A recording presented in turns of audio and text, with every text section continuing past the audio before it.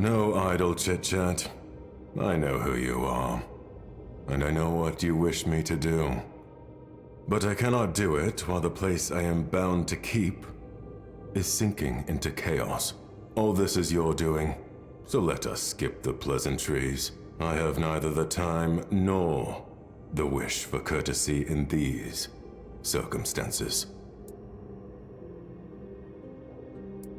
Your assumption is accurate. First you help me, then you may ask, and I shall judge the outcome of your actions. Then and only then will you have my answer. I need the chaos you've brought here to finally settle.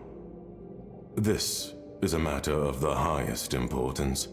But before you begin restoring order, you must be ready to leave the world you know behind. You can't be distracted by unfinished business. You must enter my after images with a clear mind.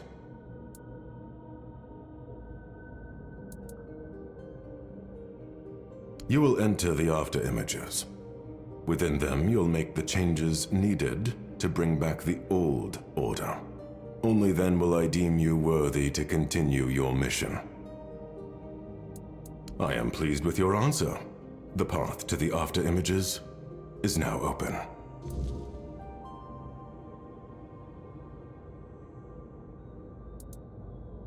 May your mind remain ever pure and supple.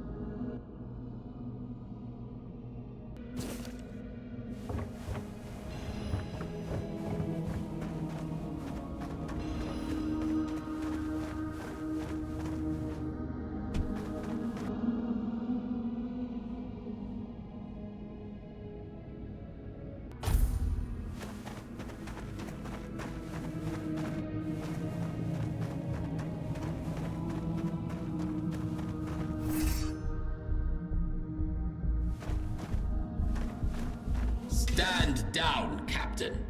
Turn back now, and perhaps Arthur will reconsider branding you a traitor.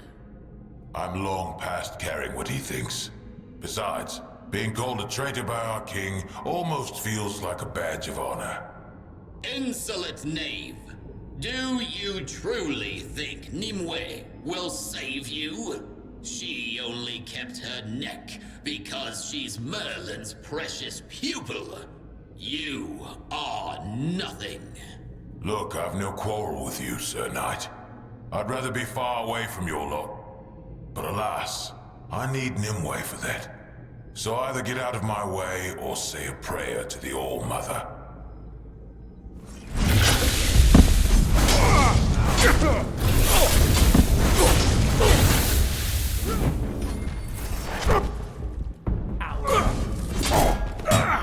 Traitors don't get mercy.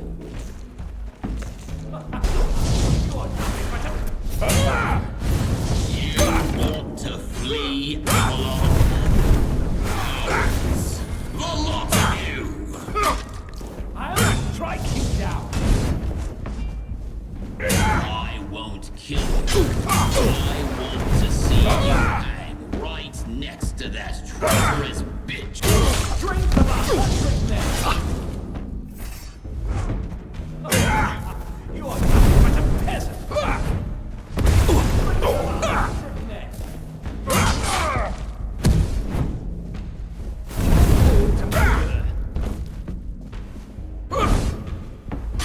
Here's but a scratch.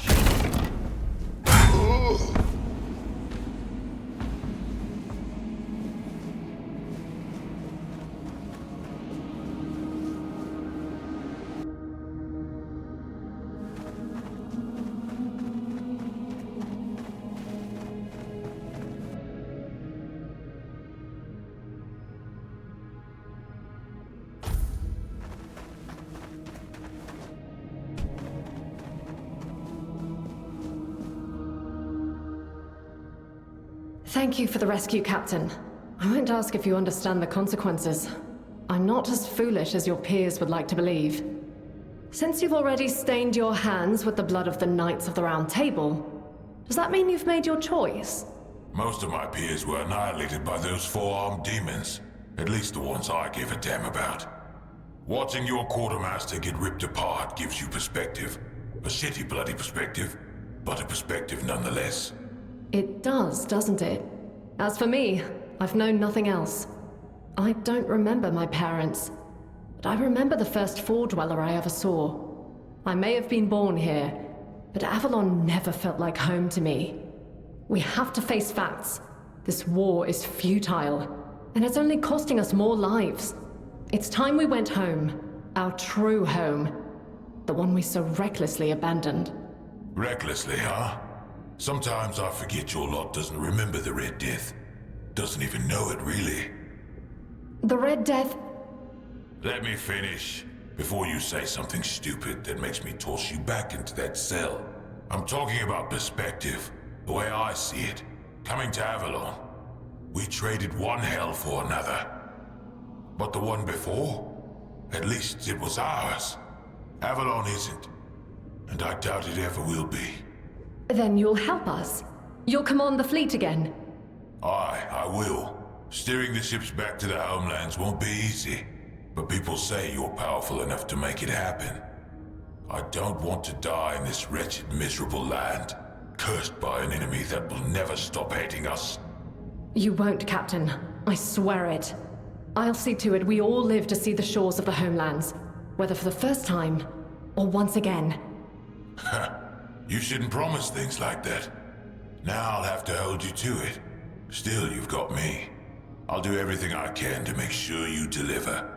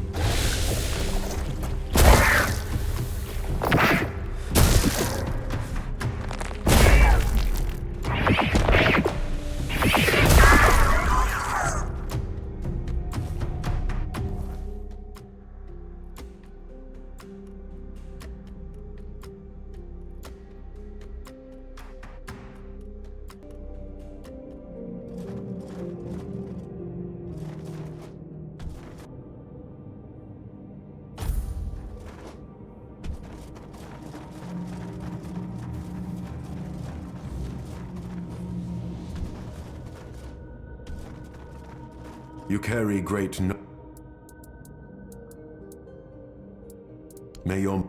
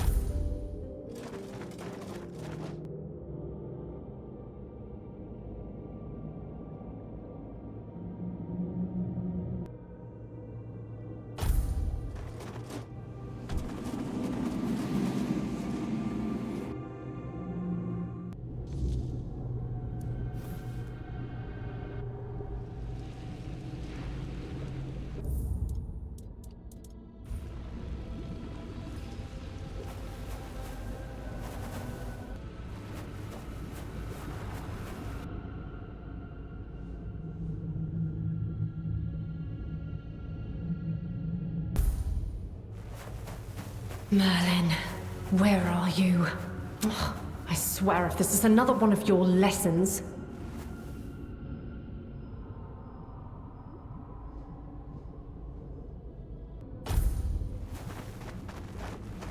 Merlin, I don't have time for your games!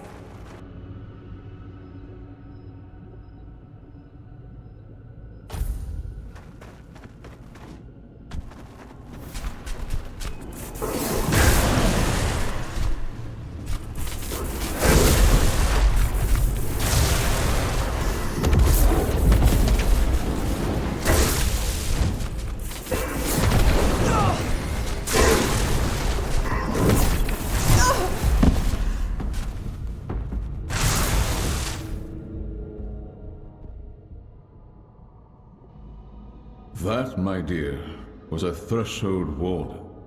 Not so easy to defeat, wouldn't you say? They're beings created to maintain order between worlds.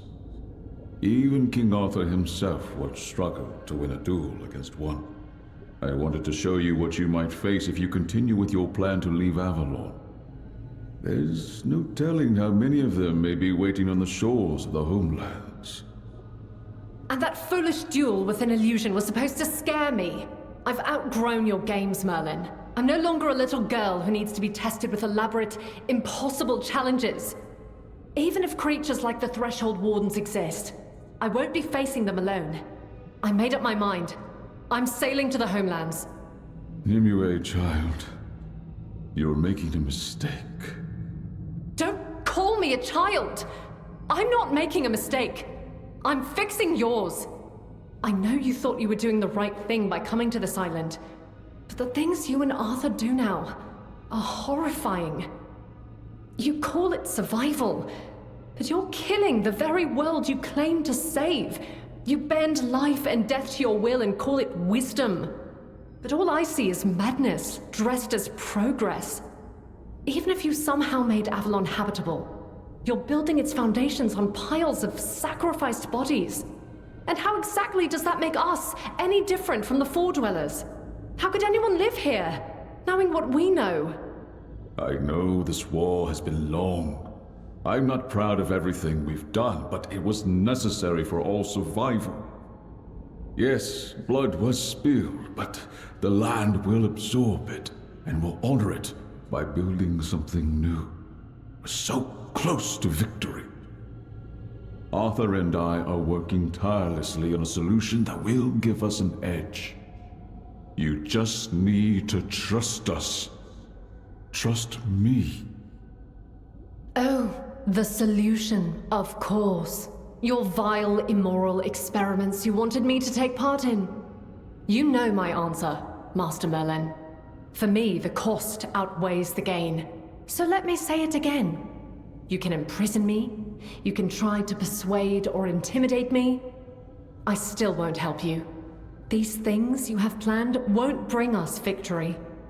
They'll only rewrite the future into something far worse than you can imagine. They break the cycle of nature itself, and that break will be paid for by generations not yet born. So yes, my only solution is to go back home. The homelands are not your home. For you, they're a fantasy so far removed from reality that you can't even comprehend it. Do you think people chose to leave everything they knew on a whim? The Red Death was killing us. We were drowning in blood, pus, and corpses. That's what you want to go back to. How is that any different from what's happening here? I've watched people die to this senseless war, to the weirdness, since the day I was born. And plagues come and go. It's been years. How do you even know the Red Death is still there? I see you won't listen to reason. I could say the same about you. Stay and rot on this island if that's what you wish, but I'm done. You and your precious Arthur can do whatever you please. I want no parts in it anymore. We're going home, and you won't stop us. That's where you're wrong. Your rebellion ends here, Nimue. Perhaps sometime in a cell will cool your temper. What? No, you can't! I can, and I will. Trust me. This is for your own good.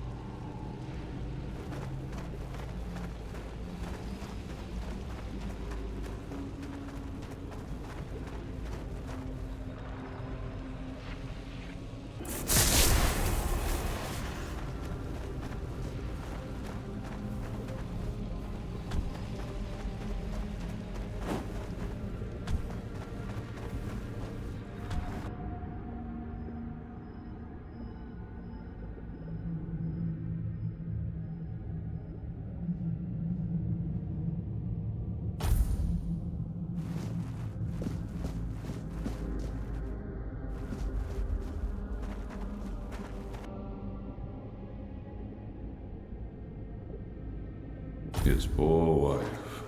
I hope she found some solace.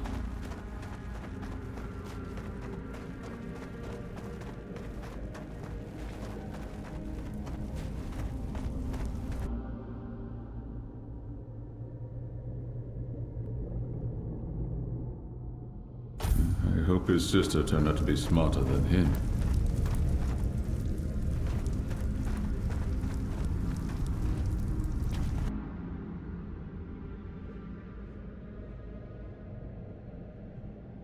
Fools! Do they truly think this is a game to us, that their deaths mean nothing? This war will end.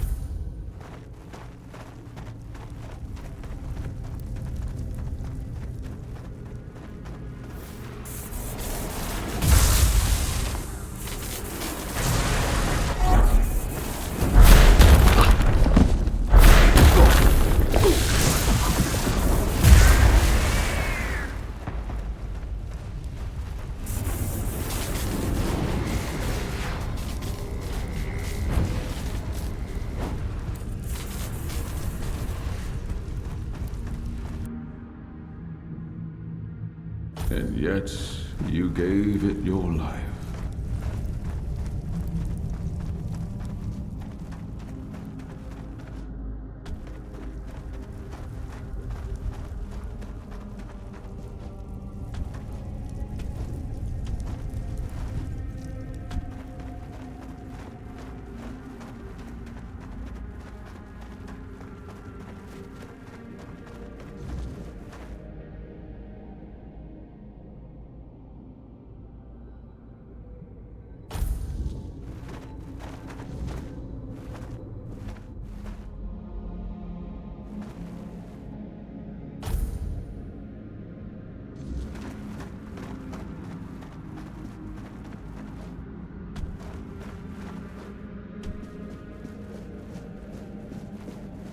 Merlin, my scouts reported back about Lear and Nimue's rebellion. They're trying to sabotage the iron shipments from the Forlorn Swords. They say their demand is that Saris and the other ships be allowed to sail away from Avalon. Are they out of their minds? How can they be so oblivious to the dangers we left in the homelands? I held children dying of the Red Death in my arms. I watched them go stiff and cold. And then I myself carried them to the pyres. The homelands are ruined, poisoned.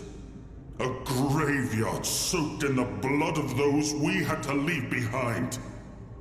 And they want to go back and weaken our forces in the process. My king, I agree. This is suicide. The homeland's not a place to return to. They're a tomb. And yet, Nimue, Lear, and the other rebels refuse to see reason. On that we agree. I've had enough of ordering men to die. But if they choose to go, I'll let them. Let them choose their fate. Let them swim that sea for what it is. If they refuse to believe the danger, let them learn it on their own skin. I'm tired, Merlin. Tired of proving to everyone that we have no home to return to. Nimue is young, full of dangerous hope. She can be guided, tempered. They can all be kept here and given purpose. There must be another way. A better way than simply letting them die for daring to hold their own opinions in the middle of a war. Another way. How many more have we lost while we wait for another way? I know what drives them. I've also looked into faces hollowed by hunger, smoke, and fever. And I know what Nimue thinks of our efforts to keep Avalon safe for centuries to come.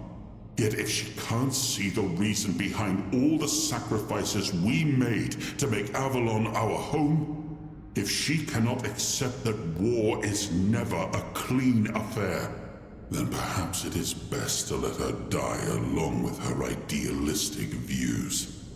If it costs me my peace, so be it. Give them Saras. Give them 2 more ships. Send them off. Let them find out for themselves. You would send them to die just to prove there's no way back to the homelands? No. I'd make an example of them. They cannot defy our decisions and fight us. The real enemy is in front of us, not among us. That said, I will not be the king who stole their last act of defiance. And if they die in the process, that's their choice. My king, let me speak with her one more time. Do as you wish. She's your responsibility. You know my mind. Give them ships. Burn the rest. I have a war to finish. When Nimue and Captain Lear set sail for the homelands with the rebels, Merlin did the only thing he could to save them. Through a powerful spell, he sealed the entire fleet. Drawing on Nimue's magical potential as its source of power, flashes of light tore through the storm as the ships vanished beneath the raging sea, swallowed by the depths before anyone could understand what had happened. To the world, it looked like mass murder, a cruel punishment for desertion, but in truth, Merlin had saved them, allowing Saras to become its own kingdom, far from the weirdness and the dangers of Avalon.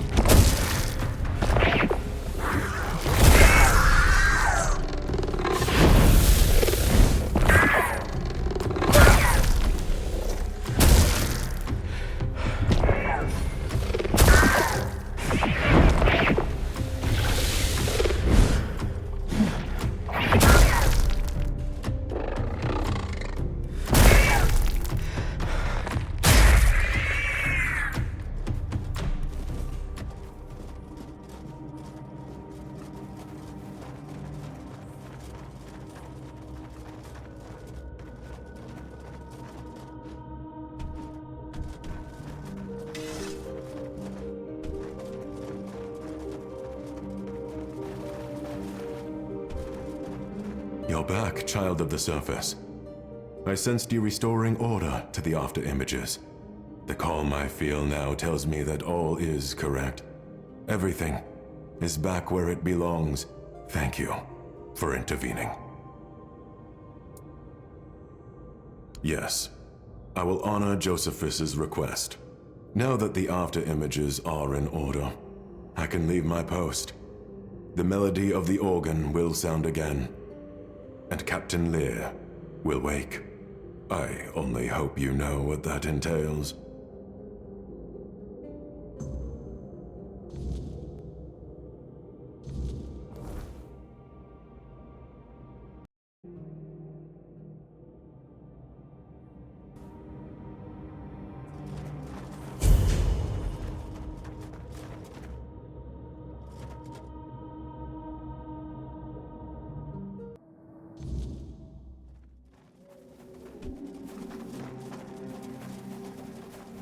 Toplander. This one is glad that you might witness this epochal work. The folk of Tumbo departed into the bosom of the Lord of the Depths, and this one absorbed their knowledge. So much knowledge. It was destiny, and destiny must not be denied. Had this one not carried out the slaughter, some other gatherer of knowledge would have done so. Only one who has amassed sufficiently great knowledge may attempt to seize it from others. This one was ready to submit to the trial.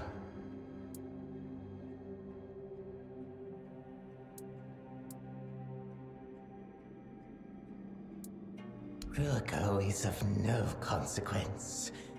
Ruako was only the voice of Urkel, who set the law of gathering knowledge.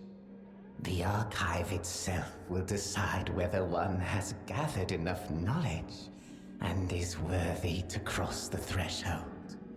This one is convinced that he will prove worthy.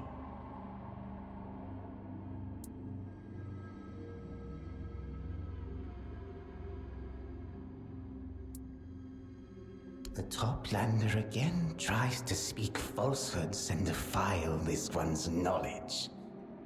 This one will never believe that the sacrifice he made to prove himself worthy of entering the archive was in vain. Urkel never abandons his post. That is common knowledge. So, once again, you tried to deceive this one. But this time, this one needs no barnacles to know he is right.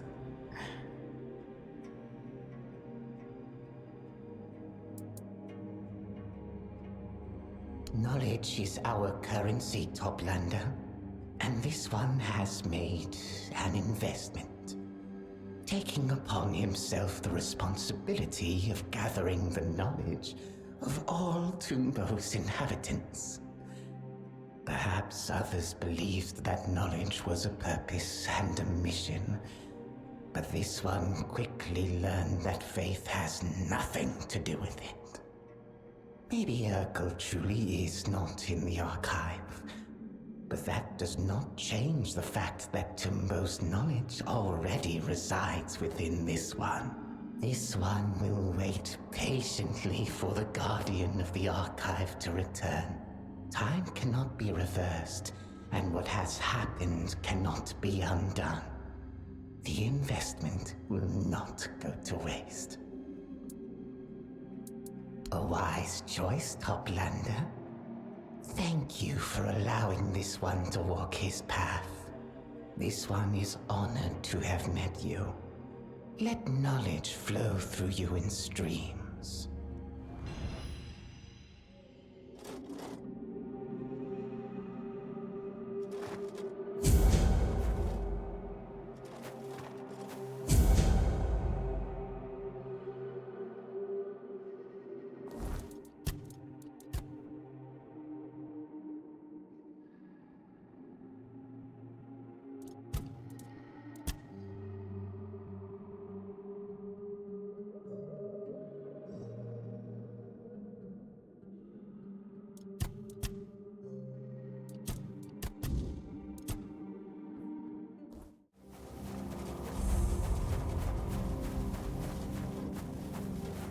It's as gloomy here as in the Lord of the Depths' own backside. Amuse me. Give me your best knock-knock joke. Who's there?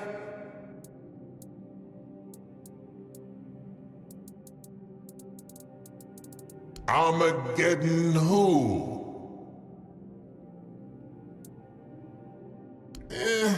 Not bad. Not amazing. Try again. Spell who? A decent try, yet I find myself unmoved. One more try. Boo-hoo! Yeah, sorry, heard that one before. Have another go. A god who? Nice try. Give me another. This again? A god who?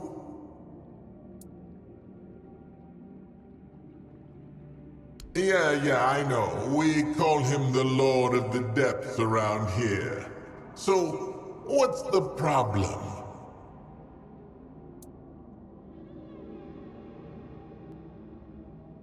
Well, tough luck, buddy. A lot of us work dead-end jobs.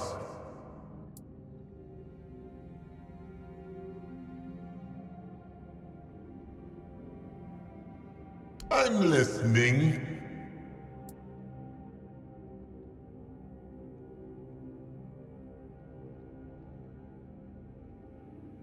Oh.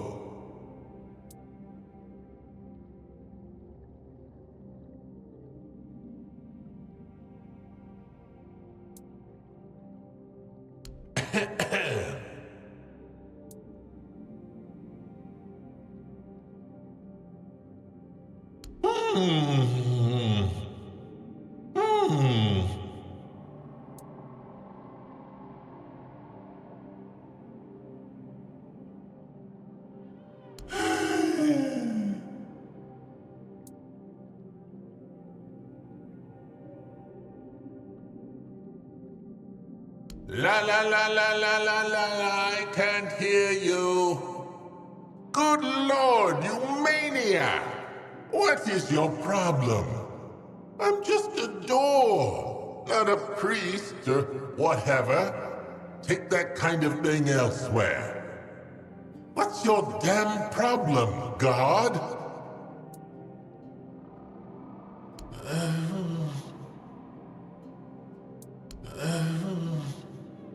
What's there to say? Go. Just go.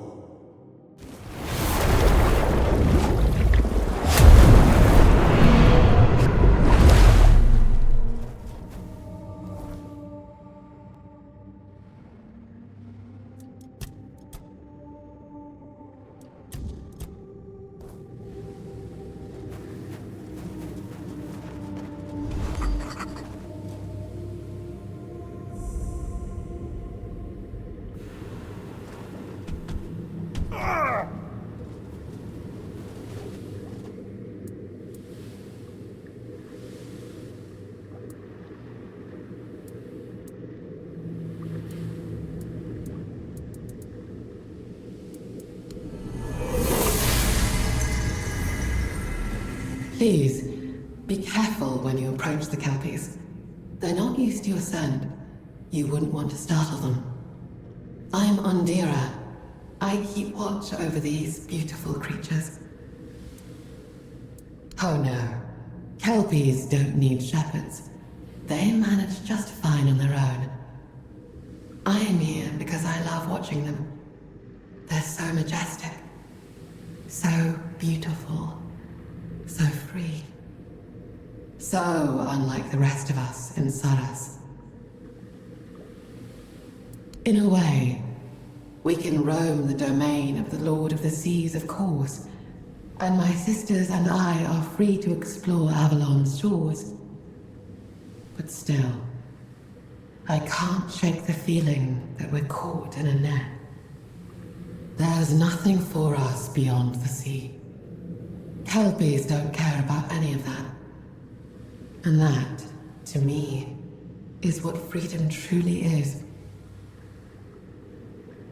They are everything you see, and everything you cannot perceive. They are the current and the wind on the sea's surface, the storm and the serene depths. They are all they choose to be, and they want for nothing more.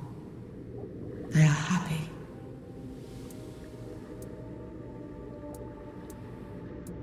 Of course, there is knowledge in all such things. You shouldn't hesitate to browse through what I have to offer. Most are nature's gifts, captured in vials. I expect something similar in trade.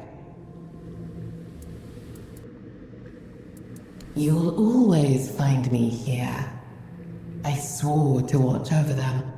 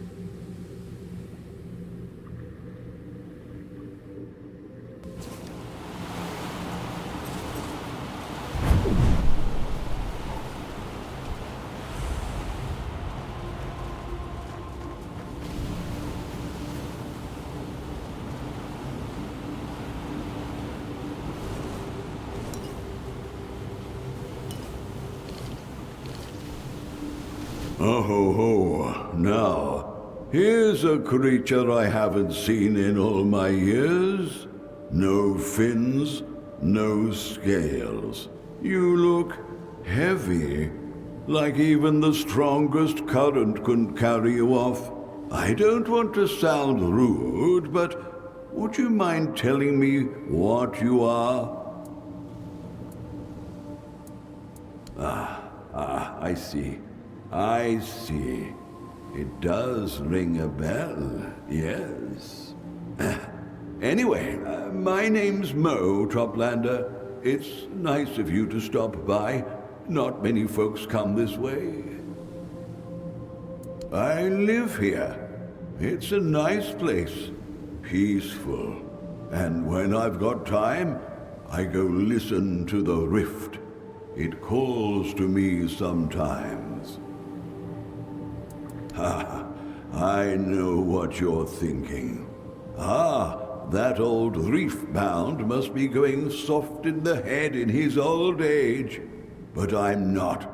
I swear it's true. You can see for yourself, or rather, hear. Well, I'm not stopping you. I hope you catch it singing. It's well worth it. Just don't fall in.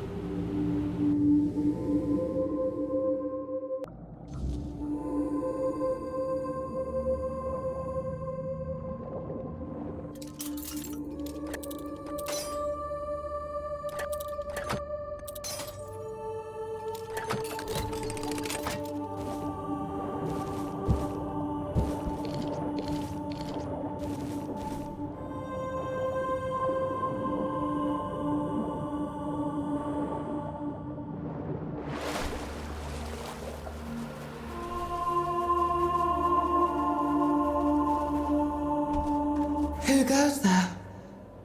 Are you here for the song? Always, always the song. Only the song. But the song is running out, you know. With every little note, there's less and less. And then what will be left? Silence. Sweet and blessed and empty. Just like Mo. Why, I am the song. Don't you know me? Don't you crave me? Everyone does up there. It's why I'm here. And they listen, and listen, and listen, and listen. They love my sorrow. Love it enough to drown in it. Mo cast a net. Mo bound me.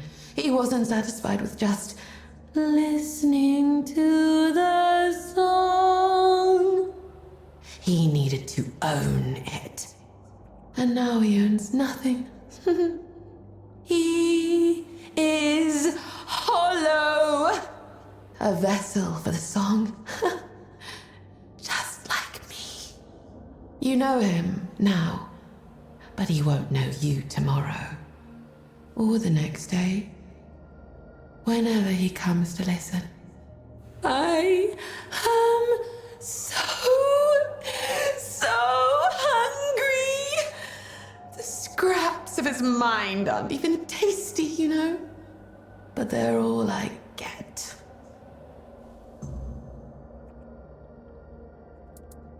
He doesn't give me anything else. I'd rather have an arm, thank you very much. Or a juicy, tasty leg. But no. A song doesn't get to eat, only to harvest what it can reach. His mind is mine. It has been ever since he gave himself to the song completely. The memories are not much, barely enough to keep me from fading away. I coil them into a tiny shimmering ball inside me, and slowly, slowly suck the life from them. But they're still there, tingling a little. They will fade with me when the time comes.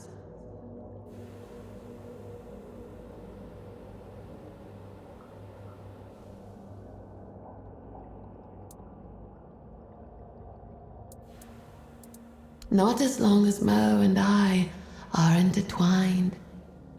I have his mind. He has my everything.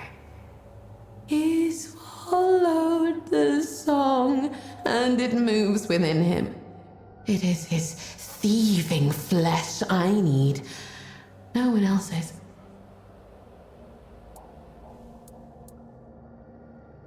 Then don't. Well, you could always kill me and silence the song forever. I will fade with it, forgotten. Not even the sea will claim me. Is this how I dream of freedom now? Its melody has become so alien to me.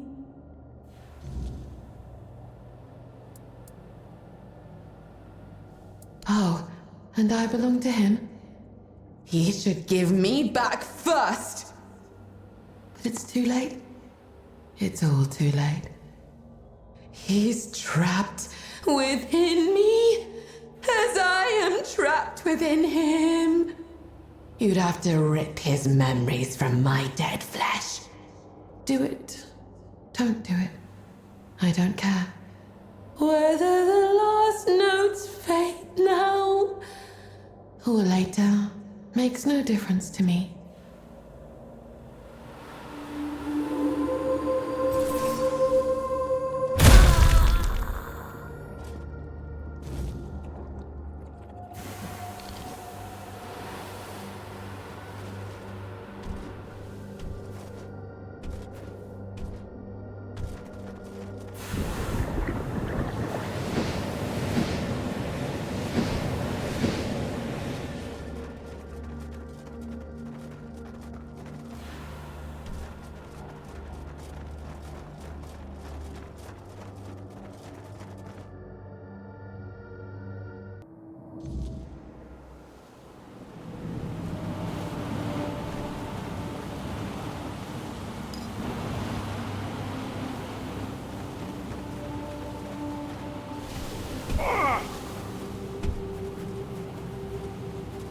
Don't sneak up on me like that.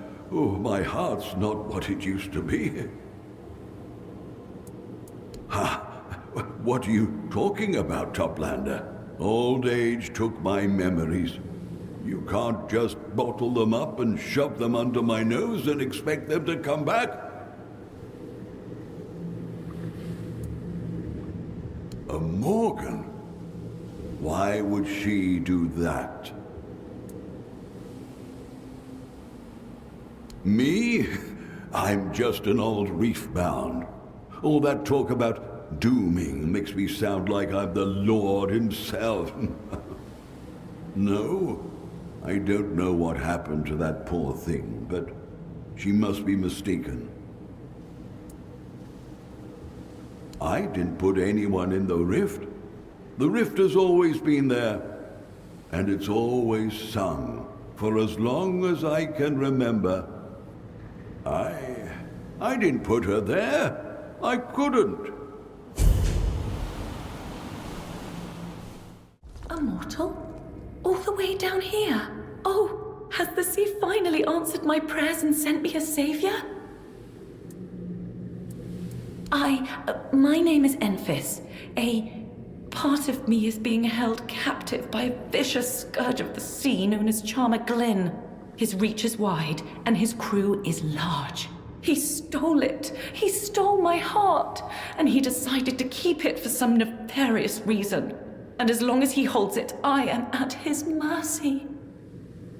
I told you, didn't I? He stole it, filled it with empty words and false promises, and then he broke it into pieces. The rest is scattered into the sea, lost forever, just as I had hoped to be. But one piece he still keeps, and it haunts me. He haunts me. He's like poison flowing in my very veins.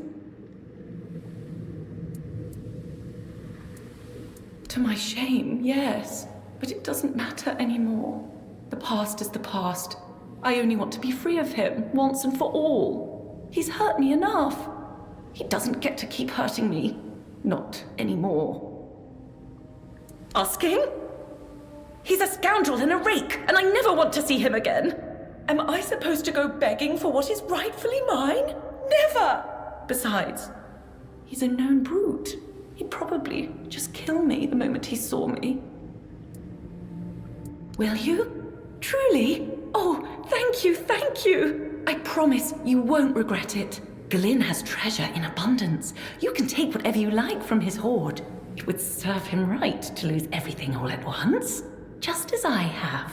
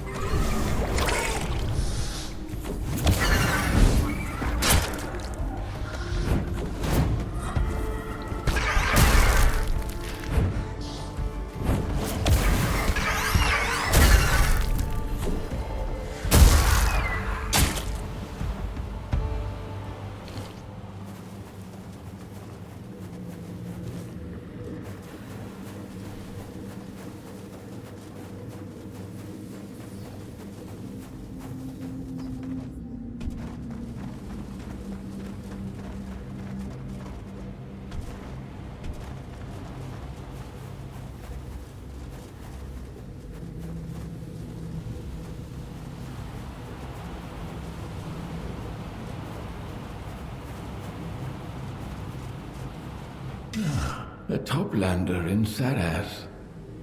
I never thought I'd see another of your kind down here. I'm Siravos, a musician. At least that's how I like to think of myself. They looked similar enough, although they had been somewhat altered by the magics of our Saras, or by the grace of the Lord of the Depths. Depends who you ask. You should know that I'm old, Very old, even by the standards of this place. I remember the first sailors when they were still quite human. I hatched so long ago. I watched the Ulcerat rise. I'm fairly content with what I have. But since you asked, are you interested in the rule of reciprocity? You do something for me, and I'll repay you with the knowledge of calming sea creatures. It is, especially if you plan on walking near the Ulcerat. All right then, you can help me. Share your knowledge, and I'll give you a melody that will help you tame my restless brothers. Bring me instruments from the surface. One of each kind. Modify them so that I can use them, and I'll repay you with my knowledge. There's a shipwreck nearby. You'll find what you need there. May the depths be gentle to you.